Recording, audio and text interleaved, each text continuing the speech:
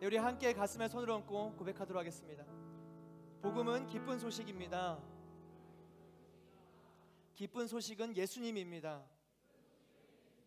예수님은 나를 보내십니다. 모든 곳에서 모든 곳으로. 우리 함께 기도하시겠습니다. 사랑하는 주님, 성령의 조명하심으로 말씀을 보고 깨닫게 하여 주옵소서.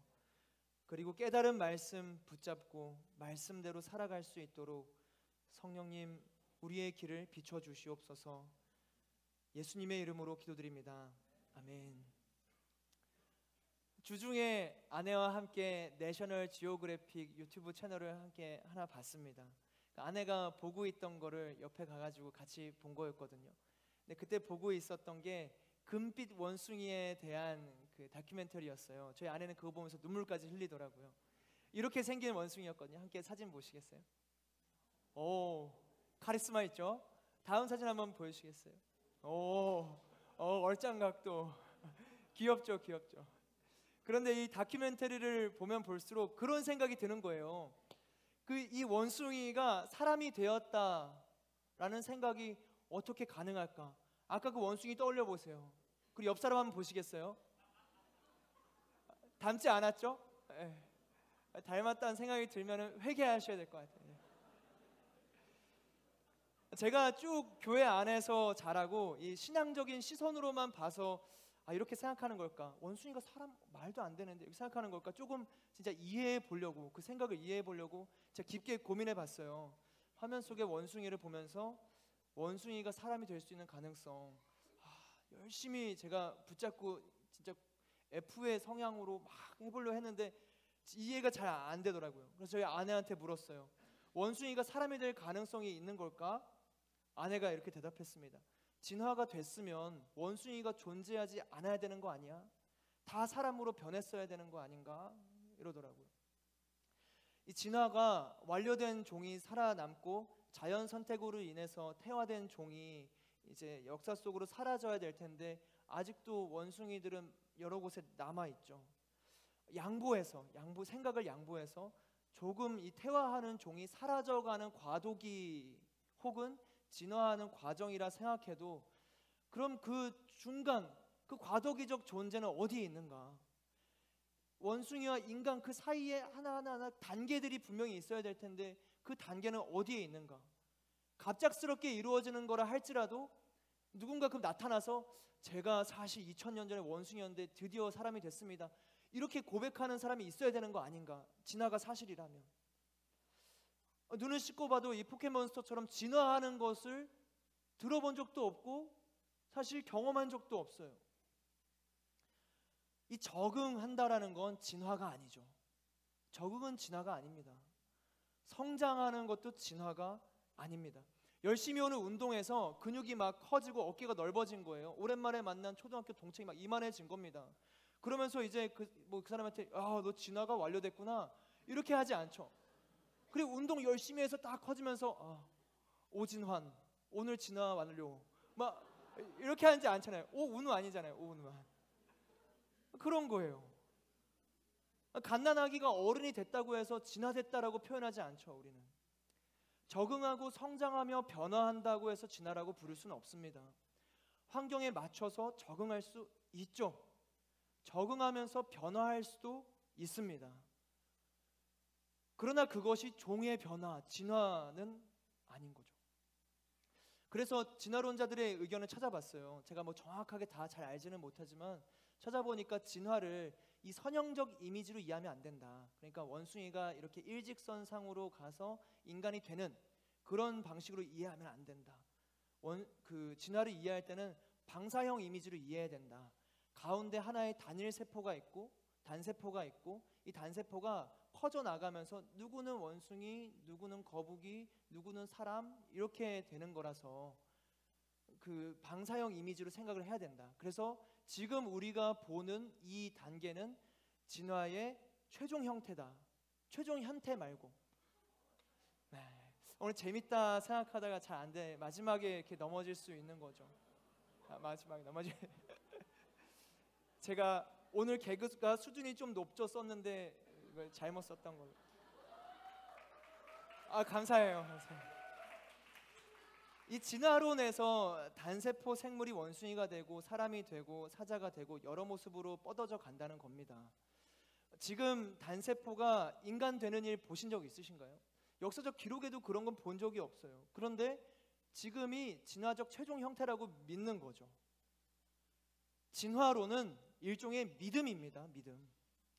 정말 100번을 양보해서 그래 단세포로부터 모든 게 나왔다라고 받아들여 준다고 생각해도 그 단세포는 어디서 왔는가? 결국 그냥 우연인 거거든요. 그 존재의 시작점이 우연이라는 믿음으로 베이스가 돼 있는 거죠. 진화론의 움직임은 세상의 시작을 알고자 하는 인간 이성의 산물입니다. 하지만 인간의 이성으로 우리가 탄생한 게 아니죠. 인간의 이성으로 세상이 만들어지지 않았습니다. 그러면 어떻게 인간의 이성으로 기원을 알 수가 있을까요? 세상을 이성으로 설명하려는 건 저는 그런 생각 들더라고요. 상자 안에 있는 존재가 구멍을 열심히 내가지고 구멍으로 바깥을 살짝 보는데 그거를 통해서 야 세상은 바로 이런 거야 라고 이야기하는, 상자 밖에 구멍으로 보는 작은 세상을 통해서 세상은 이렇고 밖은 이렇고 이렇게 만들어졌어 라고 이야기하는 것과 같은 것 같더라고요. 나는 상자 안에 있음에도 불구하고 조금은 엿볼 수 있고 어느 정도 뭔가 말이 되게끔 설명할 수는 있겠지만 완전한 설명은 불가합니다. 그 시도는 바벨탑을 세우는 일이죠. 우리는 창조주 하나님을 믿습니다. 태초에 하나님께서 하늘과 땅을 창조하셨습니다. 하나님은 모든 것의 시작이시죠. 오늘도 창조에 대한 저와 여러분의 믿음이 성장하며 창조주 하나님을 예배하는 날이 되기를 주님의 이름으로 축복합니다. 우리가 믿음을 가진다면, 믿음으로 나아간다면 어떤 믿음으로 가시겠어요?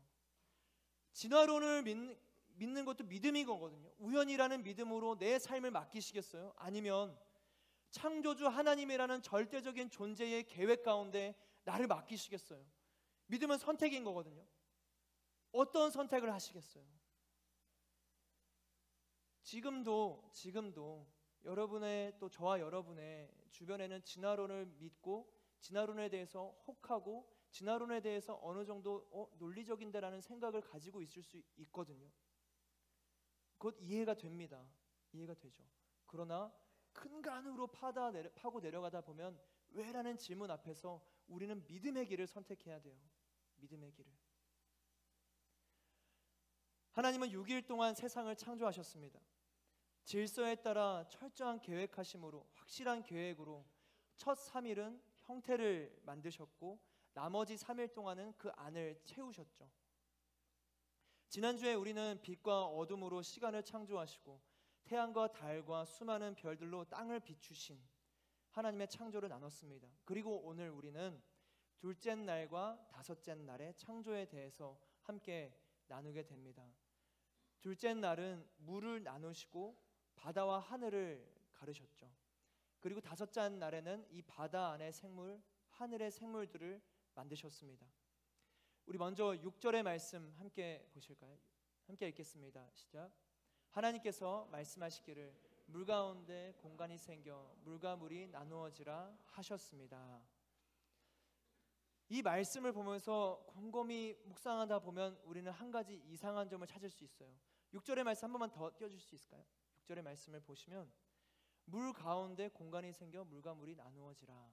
두 번째 날의 처음 선포거든요. 그런데 물의 창조를 말씀하지 않으신 거예요. 물을 창조했다라는 기사가 없어요. 물도 창조하지 않고 물을 나눈다. 어떻게 물을 나누셨지? 이런 생각이 들지 않으신가요? 우리는 이 물의 존재를 창세기 1장 1, 2절에서 발견하게 됩니다. 지난주에 나눴던 것처럼 1절에서는 태초에 하나님이 하늘과 땅을 창조하셨음을, 곧 보이지 않는 세계와 보이는 세계를, 우주 만물을 창조하셨음을 가리켰고 2절부터는 이제 땅의 창조, 이 지구 안에서의 창조를 이제 말씀하시는 거죠. 그 관점으로 말씀을 전해요. 그래서 2절의 말씀을 보시면 2절의 말씀 함께 보실까요? 제가 읽을게요. 그 땅은 형태가 없고 비어 있었으며 어둠이 깊은 물 위에 있었고, 지금 물 위에 있었다. 그리고 하나님의 영은 수면 위에 움직이고 계셨다. 어둠이 깊은 물 위에 있었고 하나님의 영은 수면 위에 있었다. 물의 존재를 발견하게 됩니다. 이것은 무엇을 뜻하는가? 첫째 날 빛의 창조 이전에 지구라는 공간을 만드실 때 이때 지구의 상태가 물이었다라는 것을 전하고 있습니다. 그래서 종교개혁자 깔뱅은 이 1절에서 하늘과 땅의 창조 안에 바로 뒤에 이어서 2절 나오는 이 물이 원물질의 창조다라고 해석합니다. 그렇게 둘째 날에 물과 물을 나누신다. 그래서 하늘 공간을 만드셨다라는 것을 우리가 볼 수가 있는 것이죠. 창조는 물을 바탕으로 시작됐다라는 겁니다. 창조 이전에 지구의 상태가 물의 상태였던 거예요. 최성민 목사님이랑 오늘 설교 전에 이제 여러 이런저런 이야기, 오늘 설교에 대한 이야기를 나누면서 성민 목사님은 물의 기원까지 파고들어서 검색하고 계시더라고요. 그래서 그 중에 여러 가지 막 지나러 온 자들의 의견을 찾는데 발견을 못하다가 하나를 찾았는데 수십억 년 전에 물을 가진 소행성이 딱 날아와서 지구와 부딪히면서 그 물이 전달되어서 이때 물이 생기게 됐다. 이런 이론을 믿고 있다 하더라고요. 그러나 말씀은 전합니다. 창조의 시작점에 어둠이 깊은 물 위에 있음을, 하나님의 영이 수면 위에 있음을 전합니다. 선택해야 되는 거예요. 한계적인 인생 전체를 알 수 없는 제한 속에서 믿는다면 무엇을 믿으시겠어요? 수십억 년 전 소행성이 물을 가져다 줬다라는 것을 그 상상을 믿을 것인지, 아니면 창조의 시작점에서 물에 대해 언급하는 성경의 선포를 믿을 것인지 우리는 선택해야 됩니다. 저는 이 물에 대한 근원을 새롭게 깨달으면서 놀랐어요. 아, 진짜 이 물은 그 어떠한 피조물보다 강한 힘이 있겠구나.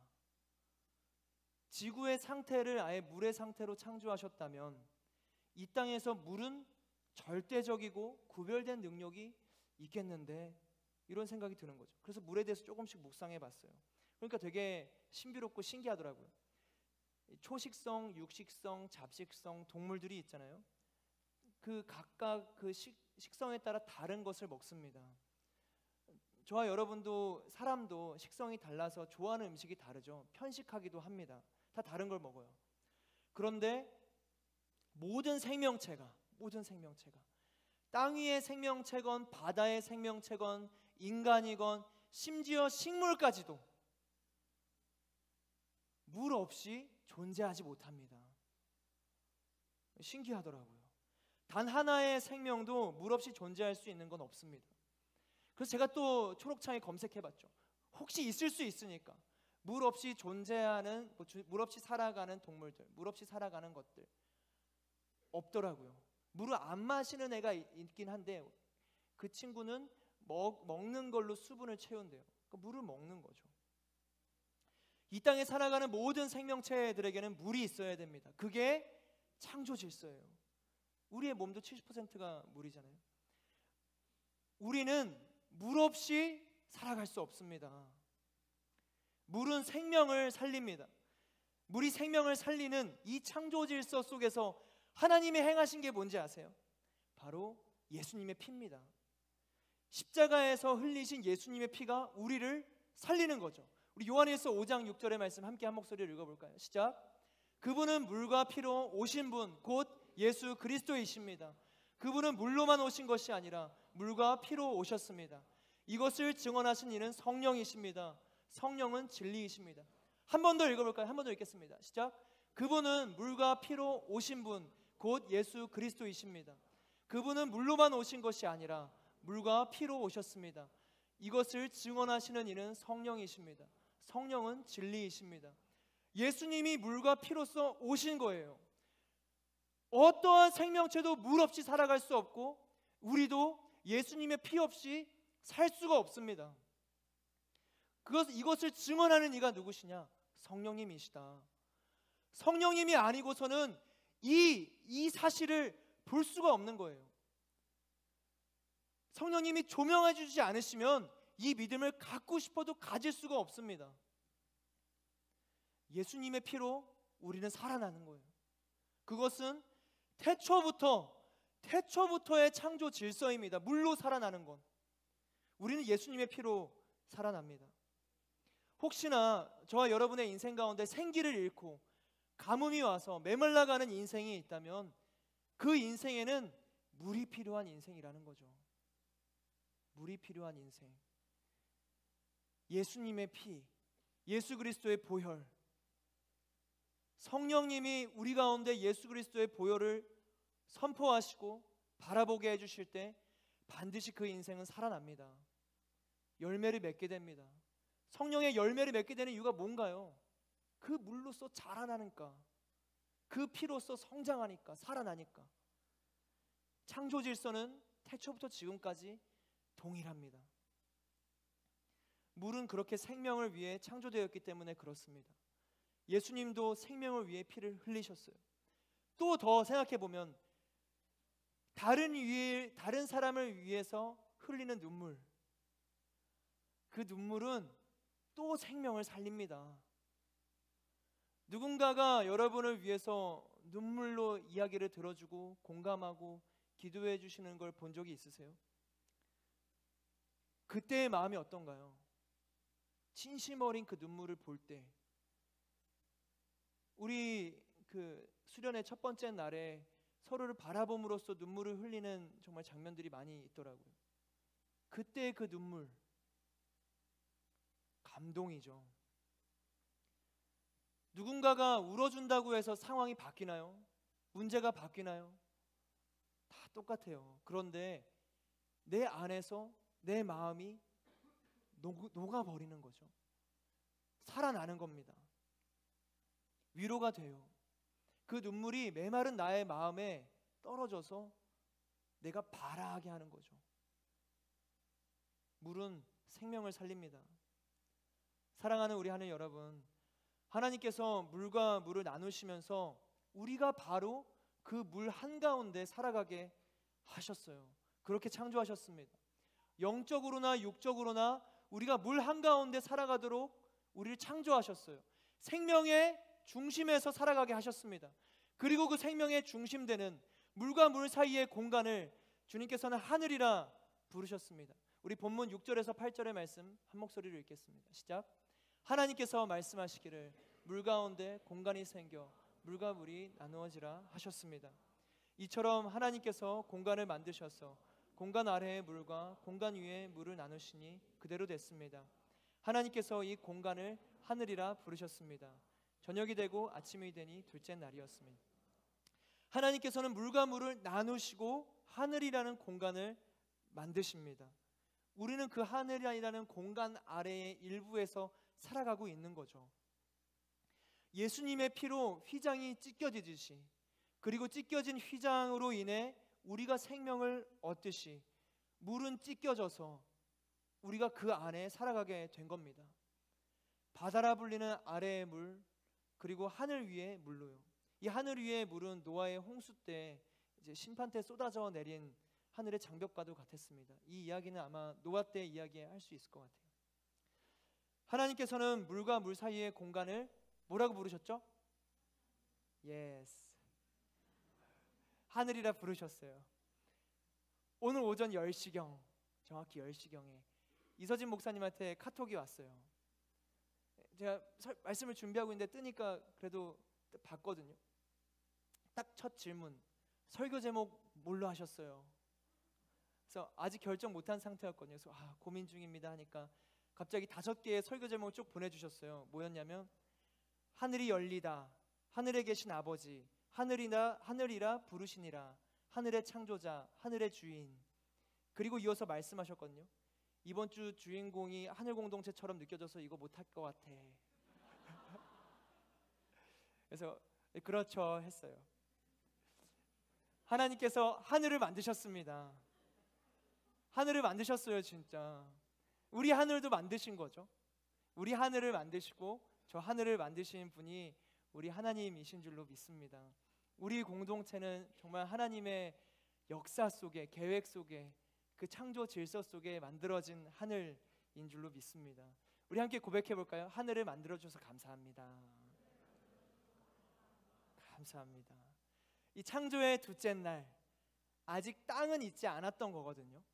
이 둘째 날의 기사만 보면은 물의 상태에서 물과 물을 나누시고 하늘이란 공간과 아래의 물, 위의 물, 땅이 아직 없는 상태입니다. 다음 주에 묻이 드러나게 되는 거거든요. 이 또한 우리가 기억해야 할 창조 질서입니다. 창조 질서예요. 땅은 아직 없었다라는 것, 땅 이전에 바다와 하늘밖에 없었다라는 것, 이것을 우리가 기억해야 합니다. 왜인가요? 바다와 하늘, 우리가 절대 다스리지 못하고 통제하지 못할 공간을 먼저 만드셨던 겁니다. 닿을 수 없는 곳, 우리의 명확한 한계를 느끼게 하는 바다와 하늘을 먼저 지으셨어요. 그렇다면 우리가 살아갈 때에, 창조 질서를 기억하며 살아갈 때에 우리가 기억해야 되는 것은 무엇인가?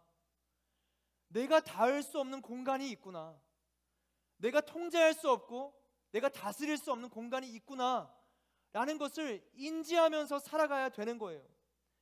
고개를 들어서 하늘을 보고 바다를 봤을 때 그것을 통제하고 다스리는 인류가 이때까지 어디에 있었나요? 앞으로도 없을 거예요. 우리가 물에서 숨을 쉴 수 있나요? 못 쉬죠. 아무리 높이 점프한다 한들 하늘에 닿을 수 있나요? 진짜 일부도 못 닿죠. 일부도. 잠깐 비행기를 통해 기술을 통해서 경험할 수 있어도 다시 땅에 내려와야 됩니다. 우리는 심해에 들어갈 수도 없고 하늘에서 살 수도 없습니다. 오롯이 이 땅에 국한된 한계된 존재, 그게 우리예요. 우리 먼저 한계를 지정해 두신 이 창조 질서를 기억해야 됩니다. 내가 뭐든지 할 수 있을 거라고 생각했으면 그거 안 되는 거예요. 제가 정말 여러 번 고민해보고 설교 때도 한두 번 얘기한 적 있지만, 우리가 거울을 보면서 너는 할 수 있어, 너는 할 수 있어, 넌 날 수 있어, 날 수 있을 것 같은 기분인 거예요. 그렇게 절벽으로 날아 뛰어 올랐어요. 날 수 있나요? 못 나는 거예요. 자기계발서 서적에 물에서 숨쉬는 법 막 보면서 진짜 믿음을 가지고 물에서 숨 쉬어보자, 너는 할 수 있고 30일 동안 금식을 하면서 물을 안 마시면 물속에서 그 물을 다 마시게 될 거야, 막 그러면 살 수 있겠지, 막 믿음으로 충만해진 거예요. 물속에 들어갔어요. 살 수 있나요? 못 사는 거예요. 아무리 화려한 인생의 이야기들로 내가 내 믿음을 강화시킨다 한들 그거는 인생의 이야기죠. 하늘의 이야기는 다른 것을 가리키고 있습니다. 어떤 건가요? 바다와 하늘을 먼저 창조했다. 너네들이 닿을 수 없는 공간, 통제할 수 없는 공간, 다스릴 수 없는 공간이 우리의 인생 가운데 먼저 다가왔다. 우리는 그것을 수용해야 하는 피조물입니다. 우리는 바다와 하늘 앞에서 자연스럽게 겸허해지죠.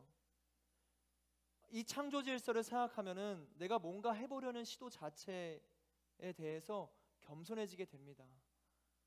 나는 정말 작구나. 사랑하는 우리 하늘 여러분, 이 둘째 날의 창조 질서를 기억하시기를 주님의 이름으로 축복합니다. 바다와 하늘을 먼저 지으셨어요. 먼저. 우리가 어찌할 수 없는 공간을 먼저 지으셨습니다. 이 땅을 보기 전에, 내가 이 땅에서 할 수 있는 것을 생각하고 고민하고 달려가기 전에 먼저 바다와 하늘을 바라봐 보세요. 그 다음에 달려가는 우리의 땅은 달라질 겁니다.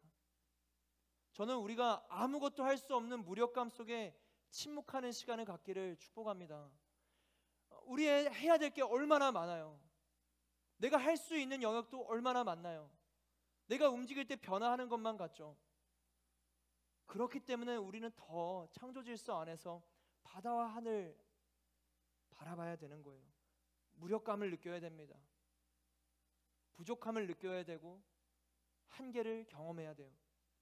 입술을 굳게 담은 채 바다와 하늘을 봐야 됩니다. 그러면 이 땅에서 우리는 이 창조 질서 속에서 갈망하는 찬양의 삶을 살게 될 줄로 믿습니다. 우리 시편 8편 1절과 19편 1절 보시겠습니다. 함께 읽겠습니다. 시작. 여호와여 우리 주여 이름이 땅에 어찌 그리 장엄한지요. 주께서 그 영광을 하늘 위에 두셨습니다. 시편 19편 1절. 하늘이 하나님의 영광을 선포하고 창공이 그 손으로 하신 일을 보여줍니다. 말씀 그대로죠. 요즘 날씨가 너무 좋아서 이렇게 가다가 구름 보면서 하늘 보면서 와 하신 적 없으세요? 있으시죠? 너무 날씨가 좋으니까 그냥 하늘만 봐도 감탄이 나오는 거예요. 그래서 이쁘게 구름이 뭉쳐져 있으면은 그걸 보면서 아 강아지 같다 하면서 사진 찍고 뭐 같다 그렇지 않은 것 같은데 이름을 막 붙이면서 의미를 부여하고 사진을 찍고 혹여 그게 핸드폰 화면에 딱 되기도 하죠. 내가 구름 화면에 핸드폰에 해봤다 하시는 분 있으세요? 내가 구름 사진을 네, 네. 꽤 있네요. 왜 그런가요? 이쁘니까, 보기에 너무 아름다우니까. 왜 그런가요? 근데 또 생각해보면 왜 구름은 아름답게 보이죠? 왜 아름답게 인식되어야 되는 거죠? 그거는 맑은 하늘의 새하얀 구름을 보면서 아 우울하게 웬 또 구름이야. 구름은 우울의 상징이야. 구름 없는 하늘은 없나? 구름은 이 세상에서 없어져야 돼. 막 이렇게 말씀하시는 분 본 적 있어요? 구름만 보면 기분이 나빠. 아마 없겠죠. 하늘을 보며 구름을 보며 우리는 감탄하는 거예요. 왜 그런가? 하늘이 하나님의 영광을 선포하고 창공이 그 손으로 하신 일들을 보여주니까. 하늘을 볼 때 우리의 마음은 여유로워지고 자유로워집니다. 주님께서 그 영광을 하늘에 두셨기 때문이죠. 하늘이 하나님의 영광을 선포하기 때문에 그렇습니다. 하늘은 주님을 바라보는 통로가 됩니다. 닿을 수 없는 무력감이 있지만 그 무력감 속에서도 창조하신 하나님의 세계 가운데 우리는 감탄하게 되는 겁니다. 무력감은 무력감에서 그치지 않아요.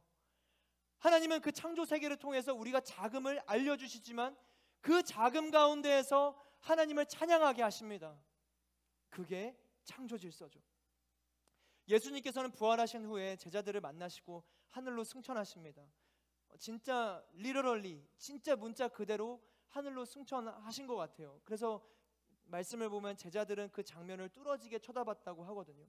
그런데 흰 옷을 입은 두 사람이 제자들 옆에서 서서 이렇게 말합니다. 사도행전 1장 11절. 갈릴리 사람들아 왜 여기 서서 하늘만 쳐다보고 있느냐.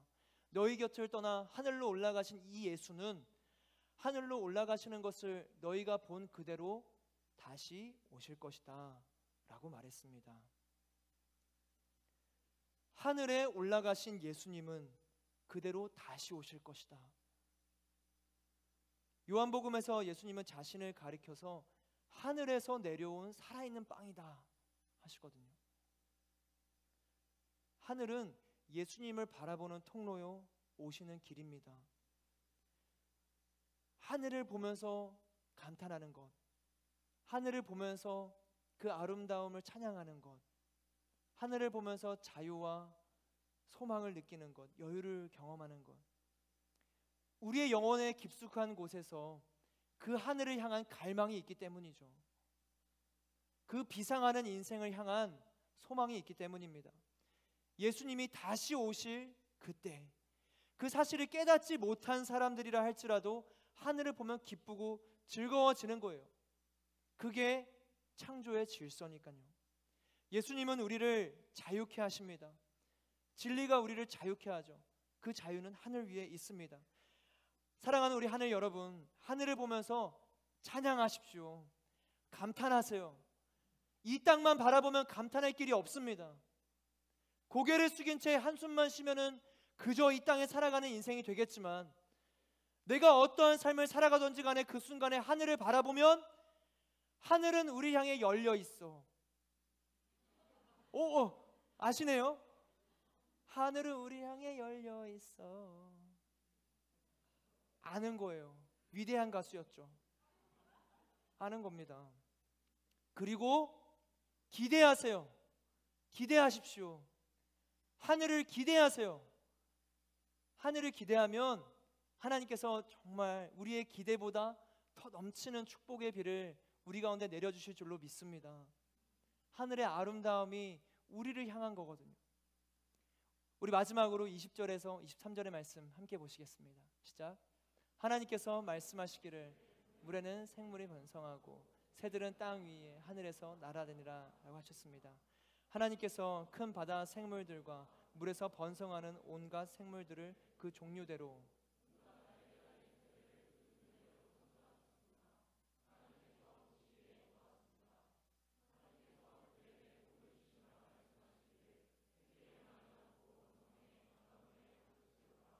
새들은 땅에서 번성하라 하셨습니다. 저녁이 되고 아침이 되니 다섯째 날이었습니다. 하나님이 창조하신 이 바다와 하늘은 생명을 위한 공간이었습니다. 바다에 생명이 가득했고 하늘에 생명이 가득했죠.